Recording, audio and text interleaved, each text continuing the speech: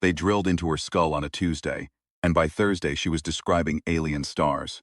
Her name was Dr. Mara Solis, and she had been a xenolinguist for 11 years before the Varrock found Earth. She had spent those 11 years cataloging dead languages, Sumerian, Linear A, Proto-Elamite, things that no longer had mouths to speak them. She had a talent for silence. She knew how to listen to things that weren't talking anymore. It turned out that made her exactly what the Varrock needed. The implant sat in a shallow housing bolted to the upper left quadrant of her skull, hidden beneath a patch of shaved scalp that her hair had not yet grown back over. It was small, smaller than she'd expected. She has imagined something brutal, a spike of chrome driven down through the meat of her, but it was barely the size of a matchbox.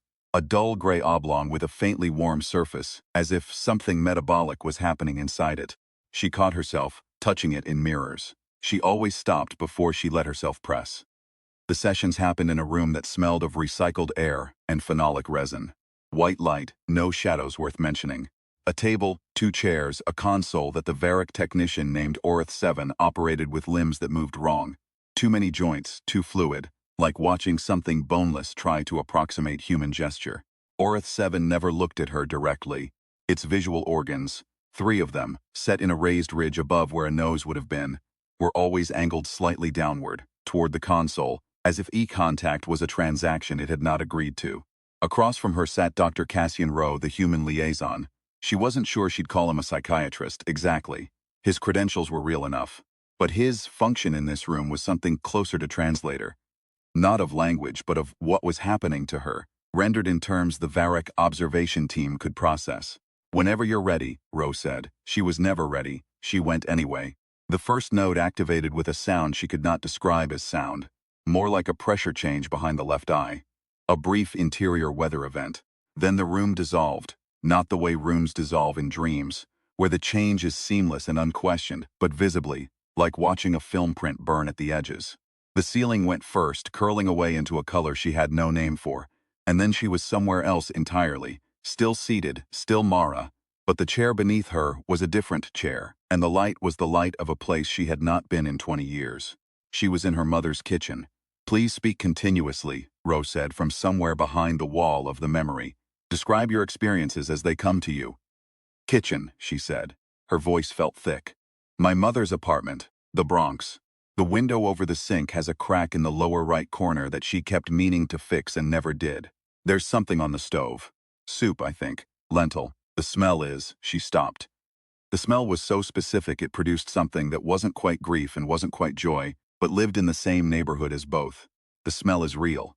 That's what I want to say. It doesn't feel like a memory. It feels like I walked in 30 seconds ago. Orth 7 adjusted something on the console. "My mother is at the sink. She's not looking at me. She's washing dishes. I can hear the water." She paused. "She's humming. I can't place the song. It's something old. Something she used to hum when she thought no one was paying attention." She sat with it for a moment. The Varrock, she knew, were recording everything. Not just her words, but the neurochemical texture of the experience. The way her brain lit up under the implant's attention. They were building a map of what exactly she had not been told in terms specific enough to trust. Something about cross-species cognition. Something about the way that human memory and human dreaming occupied the same neural real estate. The way no other species they'd encountered seemed to blur the two so completely. The kitchen flickered. Her mother turned from the sink. "I don't think I should look directly at her face," Mara said. Her voice was steady, but something under it was not. "The last time I activated Node 1, I looked at her face and it wasn't right. The proportions. Like a photograph that's been slightly stretched." She kept her eyes on the window with the cracked pane instead. "She's saying something. I can't make it out. The audio isn't. It keeps almost resolving and then not." "Does the environment feel threatening?" Rowe asked. "No. It feels like something that was good once and is now good and sad simultaneously. There's no word for that in English." She thought about it. There might be one in Portuguese. The node cut and the kitchen went away. She blinked at the white room. Orth 7's visual ridges were angled slightly differently than before. She could not read alien physiology well enough to know what that meant. But Rowe across from her had a look on his face that she had come to recognize as the expression of a man hearing something confirmed that he had suspected but not yet been willing to commit to. "Anything you want to note before we move to Node 2, he said. "The hum," she said. She was humming something. I couldn't identify it, but I know that I know it. It's in there somewhere. He wrote something down. Node 2 was different from the start. The pressure behind her eye moved to the back of the skull, something deeper, and the room didn't burn away this time. It submerged, as if the white space simply sank below a waterline, and a different world rose up through it from underneath. She was in a field, or something like a field. The grass, if grass was the right word, was the wrong green. Too saturated, too still, as if it had been painted rather than grown. The sky above it was that same unnameable color from before, not the color of the kitchen ceiling, but something related to it, something in the same family. And standing at the edge of the painted field, with their backs to her, were people she knew. 3 of them. A colleague from the university, a man named Aldrich, who had died 2 years before she'd ever heard the word Varric. A woman she'd lived with in graduate school, whose name she could not now produce, though the curve of the woman's shoulders was as familiar as her own hands. And a child, small, maybe 6 years old, whose identity she felt with absolute certainty, even though she could not have explained the feeling. There are 3 people, she said, standing at the edge of at the boundary of the space. They're facing away. I don't want them to turn around. Why not? Rose said. Because in dreams, when people turn around, they're never quite right. And I want to keep them right for a little longer.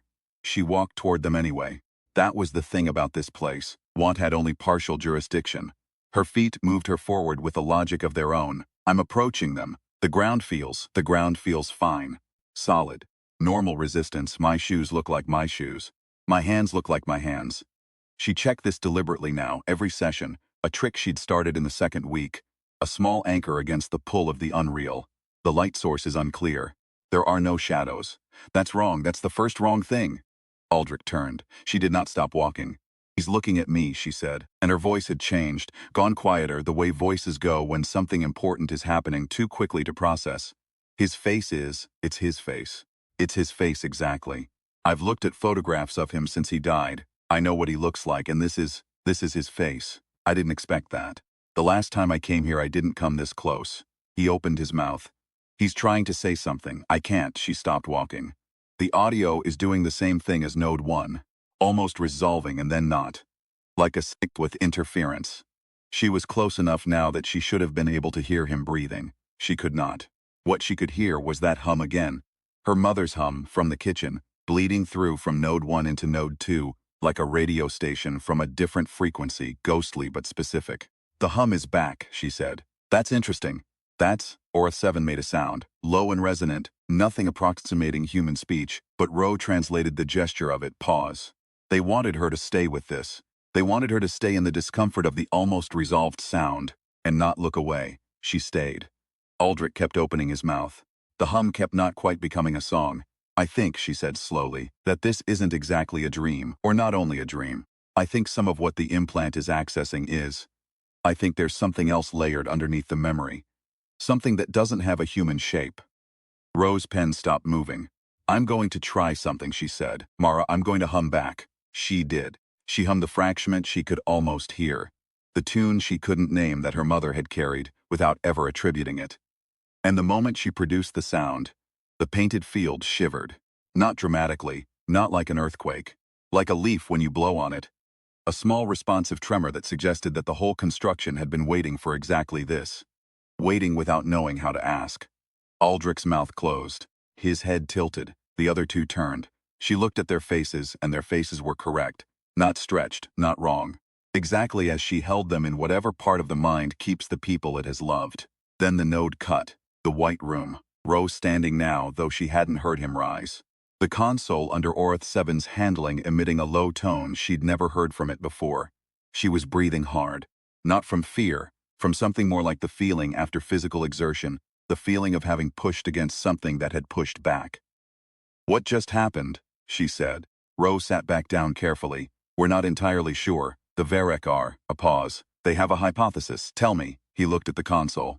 Orth 7's visual ridges were all 3 aimed directly at her for the first time since these sessions had begun. The implant, Rose said, was designed to give them access to human memory architecture, specifically the overlap between memory and dreaming. No other species they've catalogued, and they've catalogued 43, keeps those systems in the same house. For every other intelligence they've encountered, memory is archival. Fixed. Inert. You experienced something, it gets stored, it can be retrieved but not re-entered. But humans dream about the past, she said. Constantly, compulsively.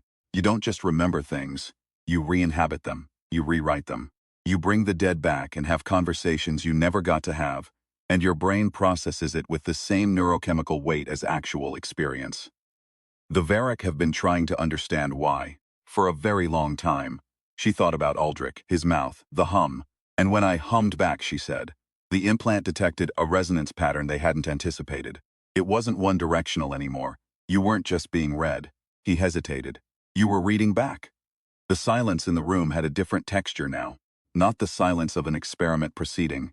The silence of something having shifted in ways not yet fully calculated. They want to continue to Node 3, Rowe said. But I want you to know that you can decline. You can always. I know, she said. She had signed documents. She knew what she'd agreed to. She also knew that the song was still in her head, still not quite resolving, and that she needed to follow it to wherever it was trying to lead her. Not for the Varric, for herself. For Aldrich's face being correct when she'd expected it to be wrong. Node 3, she said. Node 3 did not take her to a place. It took her to a state. The room didn't dissolve or submerge. It remained exactly as it was. White walls, table, row across from her, the faint hum of the console. But something in her perception of it shifted, the way a stereogram shifts when you unfocus your eyes and the hidden image surfaces. The room was still the room. But underneath the room, like a second layer of paint showing through where the surface had worn thin, was something that had no human analogy. She had expected, if Node 3 accessed anything alien, to feel invaded, to feel the wrongness of a foreign structure imposing itself on her native architecture. What she felt instead was an absence of boundary. I'm still in the room, she said. Her voice sounded different to her own ears, fuller, like speaking in a space with better acoustics. Everything looks the same, but something is looking with me, not instead of me, with me. Rowe was very still. It's not hostile, she said. I want to note that immediately, because I know that's what everyone is waiting to hear, and I want to be accurate. It's not hostile, it's curious. The same way I'm curious. It's looking at the room the way I look at a dead language, like something that holds information it doesn't yet know how to decode. Orth 7's tone at the console changed. 3 notes, ascending. She didn't need Rowe to translate. She understood it was not a sound for him. She turned and looked directly at the Varric technician. At the visual ridges, all 3. At the joints moving wrong. At the whole beautiful strangeness of a body that had solved the problem of locomotion so differently. Hello, she said, in the tone she used for things that could not yet understand hello. She hummed the fragment. The song that had no source, no attribution, that her mother had carried the way people carry things they absorbed before they had language for them. She hummed it in the white room, with the alien watching, and the neural implant warm against her skull, and 2 dead memories of a kitchen and a painted field still resonating behind her eyes. Orth 7 produced a sound. It was not the fragment, it was not the hum. It was something from a register she had not heard the Varric use in any of the communal sessions she'd attended. Any of the official translated exchanges. Something without military precision or diplomatic formality, or the careful blankness of a species trying not to spook a new contact. It was spontaneous. It rose and changed and looped back, and it was, she thought, the most honest sound she had heard any Varric make. Rowe, she said quietly, are you recording this? Everything is recorded. Good. Because I think Orth 7 just hummed back. The session notes would later record a total duration of 4 hours and 17 minutes for what had been scheduled as a 45-minute appointment. The Varric observation team, according to the transcript of their internal review session, described what occurred in the final 3 hours as an unexpected co-authorship event. The human liaison, Dr. Cassian Rowe, described it in his personal log as watching 2 people who spoke no common language discover they had both memorized the same poem. In the intervening weeks, Mara Solis became the subject of 7 separate research papers she was not permitted to read. The implant remained in its housing above her ear. Orth 7 was reassigned to her sessions exclusively. The scheduled rotations of Varric technicians was suspended. She didn't know any of this, officially. She inferred most of it. What she knew for certain was that Aldrich's face had been correct in the dream, and that this had mattered more than she'd expected, and that she had found out why during Node 3, in a way she was still finding language for. The Varric dreamed. Not The way humans dreamed, not in the same house, not with the same co-tenancy of past and present, not with the hum of dead mothers bleeding through the frequencies. But they dreamed. They had their own room for the irreducible, for the experience that refused to be archived and retrieved without some form of return. They had just never found a species that could show them where the room was. She had shown them the door. They had shown her it was not a wall. In their third week of direct sessions, no longer through console interface but across a table, Orcs 7 and Mara communicating through the implant's translation architecture rather than through Ro, she tried to explain grief, not in abstract, in the specific lentil soup, a crack in a window pane, a hum that had no attribution. The way human memory doesn't stay in the past, the way it picks up its furniture and moves into your present without asking, sets up camp, stays.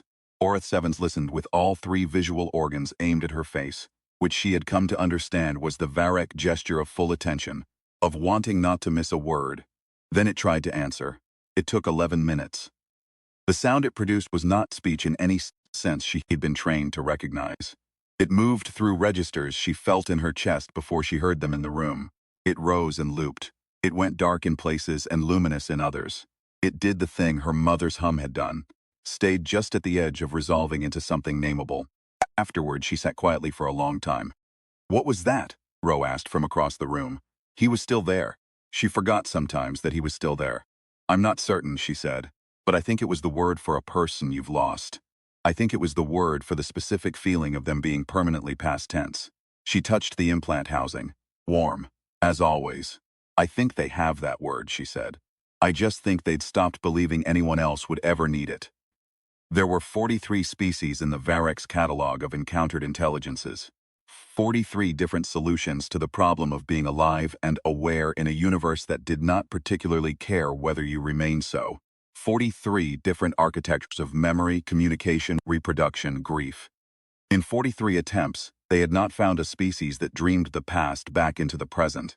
They had not found a species that carried the dead with them into sleep and woke from them with salt water on their faces and considered this ordinary. They found it alarming at first.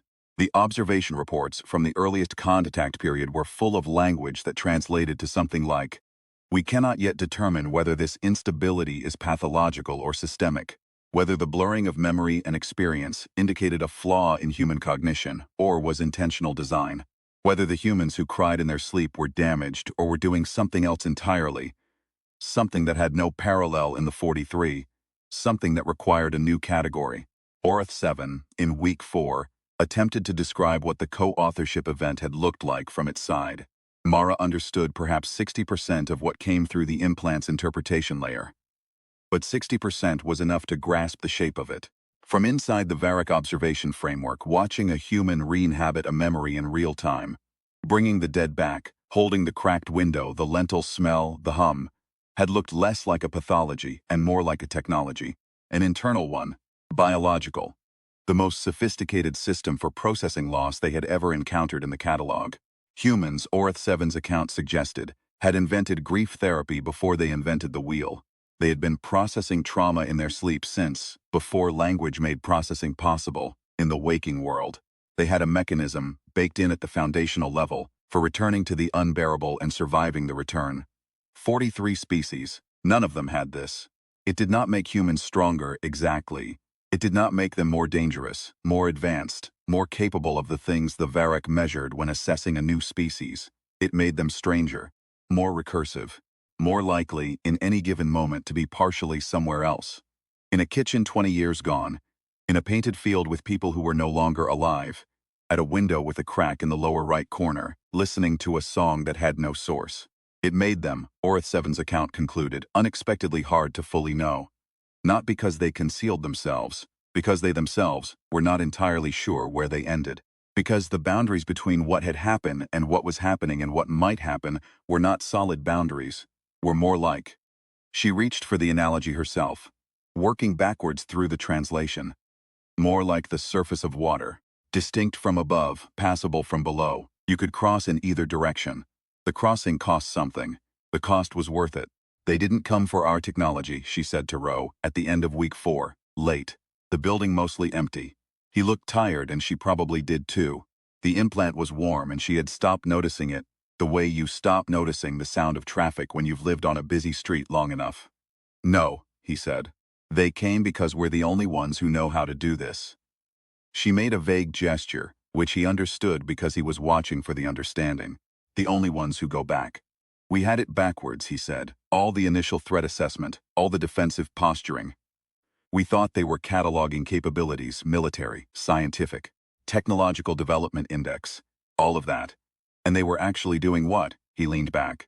His chair made a sound that the recording would capture faithfully, years later, when she listened to it again. Making sure someone else knew the room existed. She thought about Node 3, the absence of boundary, the thing that looked with her rather than instead of her, the ascending three-note tone.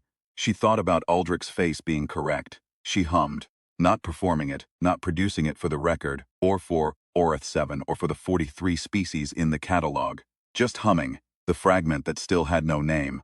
The thing her mother had carried without attribution and passed to her the same way quietly, through the frequencies. The console in the corner, always on now, always monitoring, produced a low resonant reply. Not an echo, not a repetition, a continuation. She smiled, looking at the wall rather than the console, the way you smile at something that isn't in the room anymore, but whose presence hasn't quite left yet. Same time Thursday, she said. Roe was already writing it down. In the official records of the Varick Earth Accord, the sessions with Dr. Mara Solis are listed under Cognitive Interface Trials, a heading that is accurate and tells you almost nothing. What it doesn't tell you, that the implant housing gathered dust between sessions because Mara had taken to leaving it on the table rather than pressing it back against her scalp the moment the door closed, and that Orth 7 had, in the 6th week, produced an unprompted sound at the start of their session that the translation layer rendered as something like, I had one of these last night, meaning a particular kind of vivid return, a particular quality of re-entry into a past that was past. That in week 8, Mara brought a thermos of lentil soup for no reason she could explain in language, and that the smell of it in the white room had caused Orth 7 to hold very still for a long time before producing a low sustained note she understood as recognition, not of the smell, of the impulse that had carried it there. The 44th species in the catalog, the Varick would eventually record in their own archives, is the only one they have encountered for whom loss is generative, for whom the dead are not archived, but inhabited, for whom the past is a place you can visit and return from changed, for whom grief is not a malfunction but a form of loyalty, a commitment to carrying, a refusal to let the irretrievable become truly unreachable. The 44th species the archive would note, hums. They learned it from them. She drove home on a Thursday evening, with the implant off and the radio on. A song she half recognized playing through static, just at the edge of resolving into something nameable. She didn't reach for the dial. She hummed with it instead, following where it went, not needing it to clarify. She was very good at listening to things that weren't talking anymore. That turned out to be exactly what was needed.